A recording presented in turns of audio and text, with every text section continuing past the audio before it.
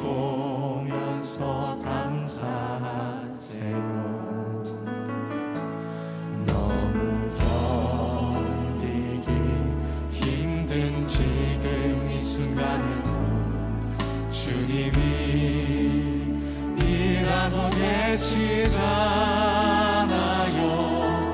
남들은 지쳐 앉아있을지라도 당신만을 일어서세요. 힘을 내세요. 힘을 내세요. 주님이 손잡고 계시잖아요.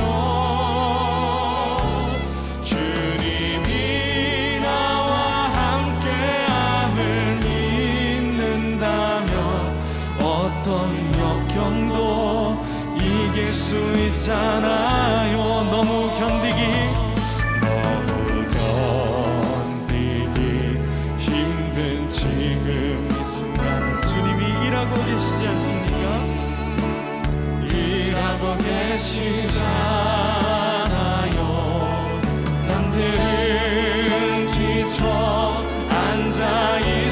앉아있을지라도 당신만을 일어서세요. 힘을 내세요. 힘을 내세요. 주님이 손잡고 계시잖아요. 주님이 나와 함께함을 믿는다면 어떤 고난도 견딜 수 있잖아. 마지막으로 힘을 내세요.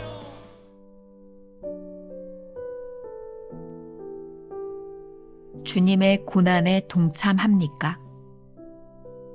오히려 너희가 그리스도의 고난에 참여하는 것으로 즐거워하라. 베드로전서 4장 13절. 당신이 하나님께 쓰임받기 위해서는 하나님께서 당신에게 전혀 의미 없는 많은 경험들을 하게 하실 것입니다. 그러나 그러한 경험은 당신을 주님께 유익하게 만듭니다. 다른 사람들에게 일어나는 일들을 이해할 수 있게 되며 당신은 어떤 일을 만나도 놀라지 않게 됩니다. 오, 나는 이 사람을 대할 수 없어요. 왜 할 수 없습니까? 하나님께서는 당신이 그러한 문제를 해결할 수 있도록 충분한 기회를 주셨는데 당신은 그렇게 시간을 보내는 것이 어리석기 때문이라고 생각해서 외면했기 때문입니다. 그리스도의 고난은 보통 사람들의 고난과 다릅니다. 주님은 우리가 개인적으로 고난받는 그러한 차원이 아니라 하나님의 뜻대로 고난을 받으셨습니다. 우리가 주 예수 그리스도께 연결이 되어 있어야 주께서 우리를 다루시면서 무엇을 추구하시는지 이해할 수 있습니다. 하나님의 목표가 무엇인지 알려고 하는 것은 기독교의 중요한 부분입니다. 그럼에도 교회사를 보면 많은 사람들이 예수 그리스도의 고난에 동참하는 것을 회피해 왔습니다. 인간들의 쉬운 지름길로 하나님의 명령을 수행하려고 했습니다. 그러나 하나님의 방법은 언제나 고통의 방법으로서 길고 먼 길로 가게 하는 것입니다. 당신은 그리스도의 고난에 동참하는 자입니까? 하나님께서 당신의 야망을 제거하셔도 괜찮습니까? 하나님께서 당신의 결심을 초자연적인 차원으로 승화시키는 것을 허락하겠습니까? 우리는 하나님께서 왜 우리를 그렇게 인도하시는지 정확하게 알 수 없습니다. 왜 그렇게 인도하시는지 안다고 말한다면 그 사람은 영적으로 교만한 사람일 것입니다. 우리는 하나님께서 왜 그러한 고통들을 허락하시는지 그 당시에는 절대로 이해할 수 없습니다. 우리는 다소간 오해 가운데 그 고난을 지날 것입니다. 그러나 우리가 밝은 장소로 나아왔을 때 이렇게 말할 것입니다. 하나님께서 나를 보호하고 계셨는데 왜 나는 몰랐을까? 김병삼 목사의 매일 만나 365, 오늘은 11월 5일 주님의 고난에 동참합니까? 라는 제목으로 말씀을 나누겠습니다. 첫 번째 주제, 인생의 질문. 인생에서 참 해결되지 않는 문제 가운데 하나가 고난입니다. 하지만 이해하지 못한다고 해서 그것이 잘못된 것은 아닙니다. 오늘 묵상이 이렇게 시작합니다. 당신이 하나님께 쓰임받기 위해서는 하나님께서 당신에게 전혀 의미 없는 많은 경험들을 하게 하실 것입니다. 그러나 그러한 경험은 당신을 주님께 유익하게 만듭니다. 오늘 묵상글을 이해하는 데 도움이 되는 정한조 목사의 빈들에 찾아오시는 하나님이라는 책에 나오는 이야기를 소개하겠습니다. 다람쥐는 겨울을 잘 보내기 위해 많은 도토리를 저장해 두었다가 나중에 찾아 먹는데, 안타깝게도 다람쥐는 자기가 만든 먹이 저장고와 그 속에 있는 먹이를 다 찾지 못한다고 합니다. 도토리로 만든 음식도 먹고 약으로도 사용하지만 도토리를 심은 사람은 거의 없습니다. 다람쥐의 먹이가 되기 위해 먹이 저장고에 숨겨진 도토리는 참 처량하게 보입니다. 하지만 땅에 그냥 떨어진 도토리가 인간이나 짐승의 먹이가 되거나 썩어서 사라질 즈음인 이듬해 봄, 다람쥐가 땅속에 감추어 놓은 도토리에서 싹이 나기 시작합니다. 도토리와 같은 열매를 맺는 그런 나무들이 열매에서 싹을 틔어서 나무가 되어 다시 열매를 맺기까지는 약 15년이 걸린다고 합니다. 반면에 그 열매를 땅에 묶어서 기억하지 못하는 다람쥐는 10년을 전후해서 삽니다.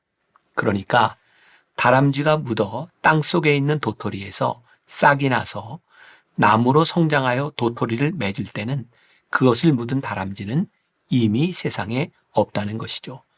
도토리는 한 알이 땅속에서 들어갔지만 세월이 흘러 건강한 나무가 되었을 때는 그 나무에 수천 개, 수만 개의 도토리가 맺힌다는 것입니다. 자, 우리는 고난이 유익이라는 말을 많이 합니다. 고난이 힘든 이유는 당하는 고난을 유익하다고 생각하지 않기 때문이죠. 생각해 보면 우리 인생에 얼마나 많은 고난들이 있었습니까? 게다가 고난이 유익이라면 지금 우리 인생에 얼마나 복된 일들이 많았겠습니까? 문제는 하나님께서 우리에게 이렇게 많은 시간과 기회를 통해 허락하신 것들을 유익하다고 생각하지 않고 오히려 어리석다고 생각하여 외면하며 살았다는 것입니다. 사실 이 세상은 우리가 이해할 수 없는 일들과 설명할 수 없는 일들로 가득 차 있습니다. 그런 생각을 합니다. 우리가 모든 것을 알 수 있다면 인생이 얼마나 무미건조할까요? 계획대로 되어가는 인생에 과연 어떤 기대감이 있을까요? 분명한 것은 우리가 이해하지 못하는 모든 일을 통해 하나님께서는 합력하여 선을 만들고 계시다는 것입니다. 그래서 우리는 하나님이 선하시다고 고백합니다. 믿음으로 하나님을 보았던 어거스틴은 하나님께서는 이 세상의 악도 선용하신다라는 고백을 할 수 있었습니다. 우리가 기억해야 될 한 줄 노트. 하나님의 선하심을 믿는 자에게 이 세상은 늘 기대와 소망으로 가득 차 있습니다. 두 번째 주제, 인생의 해답. 고난의 문제에 대한 해답은 그리스도께서 보여주셨습니다. 예수님께서 이 땅에서 사시는 동안 당하셨던 고난은 늘 하나님과 연결되어 있었습니다. 하나님의 뜻대로 고난을 당하셨다는 뜻입니다. 우리의 고난이 유익하기 위해서는 우리도 그리스도와 연결된 상태에서 고난을 당해야 합니다. 챔버스는 늘 요한복음 15장의 포도나무 비유를 인용하며 관계를 강조했습니다. 포도나무에 붙어있는 가지는 생명력이 있습니다. 주님께서 우리의 인생을 다루실 때 주님께 매달려 있는 존재가 된다면 어떤 상황 가운데서도 생명력을 잃지 않을 것입니다.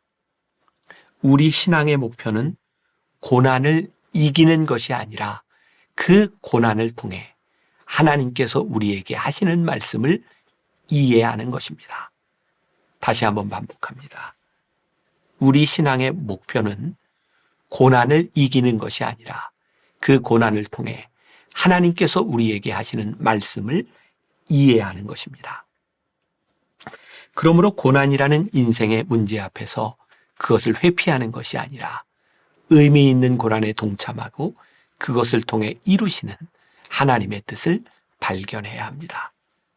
그러나 우리의 문제는 자명합니다.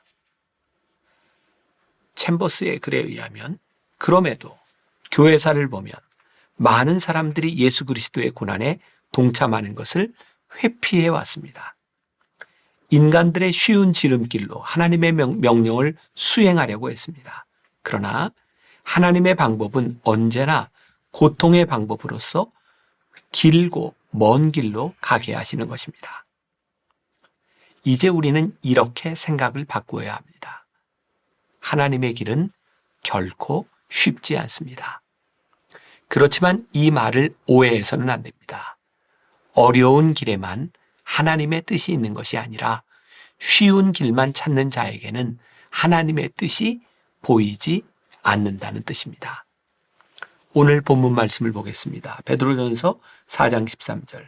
오히려 너희가 그리스도의 고난에 참여하는 것으로 즐거워하라. 고난에 참여함으로 즐거워할 수 있는 마음이 있다면 좀 더 명확하게 하나님의 길이 보이지 않을까요? 옳은 길이 쉽거나 어렵다고 단정 지을 수는 없습니다. 하지만 주님께서 우리에게 말씀하신 것은 좁은 길이었고 그 길을 통해 좁은 문으로 들어가는 것입니다. 좁은 길이 쉽지는 않지만 기꺼이 즐겁게 갈 수 있는 길임을 우리는 믿고 있습니다. 생텍쥐베리의 어린 왕자에서는 사막이 아름다운 것은 어딘가에 오아시스가 숨어 있기 때문이라고 말합니다. 좁은 길에서 우리는 이러한 질문에 직면하게 됩니다. 당신은 그리스도의 고난에 동참하는 자입니까? 하나님께서 당신의 야망을 제거하셔도 괜찮습니까? 하나님께서 당신의 결심을 초자연적인 차원으로 승화시키는 것을 허락하시겠습니까? 고난이라는 인생의 문제 앞에서 모든 것을 이해하거나 하나님이 하시는 일을 명확하게 알 수 없습니다. 하나님의 인도하심에 기꺼이 자신을 맡길 수 있는 것은 우리의 이해가 아닌 그분에 대한 믿음 때문입니다. 믿음은 현재의 이해에 바탕을 둔 것이 아닙니다. 하나님을 믿는 사람은 그 고난을 지난 후 왜 그렇게 인도하셨는지 깨닫고 이렇게 고백할 것입니다. 우리는 다소간 오해 가운데 그 고난을 지날 것입니다. 그러나 우리가 밝은 장소로 나왔을 때 이렇게 말할 것입니다. 하나님께서는 나를 보호하고 계셨는데 왜 나는 몰랐을까?